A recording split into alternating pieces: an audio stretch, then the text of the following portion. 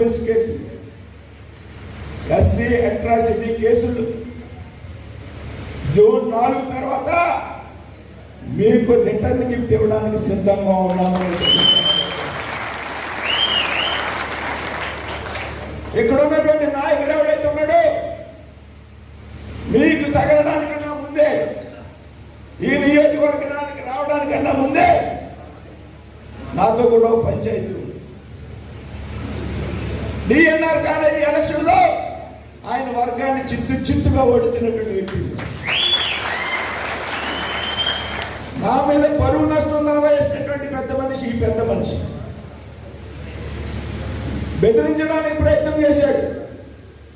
కుల పద్ధతుల్లో హెచ్చరికలు జారీ చేశాడు.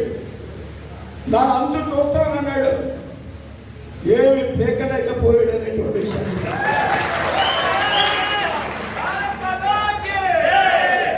ఇప్పుడున్న ప్రజాప్రతినిధులు చెప్తా ఉన్నా, మేము కూడా ఫీల్డ్ నుంచి వచ్చినటువంటి కార్యకర్తలు, ఫీల్డ్ లో పనిచేసి వచ్చినటువంటి కార్యకర్తలు డబ్బు ఆధారంగా రాజకీయాల్లోకి రాలేదు. తాత ముత్తాతలు రాజకీయ వారసత్వంతో మేము రాజకీయాల్లోకి రాలేదు. ఇలాగ కష్టపడి పనిచేసి రాత్రి పగళ్ళు మేము ఈ స్థాయికి వచ్చాం అనే సంగతి ఇక్కడ ఉన్నటువంటి ప్రజాప్రతినిధికి నేను గుర్తు చేస్తా ఉన్నాను. ఈ సైకో ముఖ్యమంత్రి ఈ రాష్ట్రంలో ఎవడినైతే గెలుపుకోకూడదో వాడిని గెలుపుకున్నాడు. దురదృష్టం. ఎవరితో పెట్టుకోకూడదు వాడితో పెట్టుకున్నాడు ఈ సైకో ముఖ్యమంత్రి. ఎన్నికల అనంతరం శంకరగిరి మాన్యాగా ఈ ముఖ్యమంత్రి అనుమానం. కాబట్టి ఒక 17-18 రోజులు ఉంది సమయం. మనం కలిసికట్టుగా ముందుకు పోవాలి.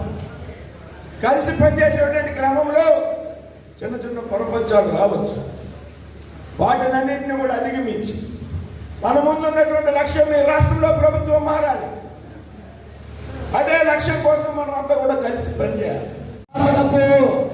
ఇసుక డబ్బు తీసుకొని ఇంకా బాకీ ఉంటారు. ఇక్కడ వైఎస్ఆర్ పార్టీ జగన్మోహన్ రెడ్డి తరఫున పోటీ చేస్తున్న వ్యక్తులు ఆఖరికి రైతు డబ్బులు, లూటీ చేసిన డబ్బులు, రైస్ మిల్లర్ డబ్బులు, భారత విద్యాభవన్ డబ్బులు ఈ నియోజకవర్గంలో పోకోకల్లగా ఉన్నాయి.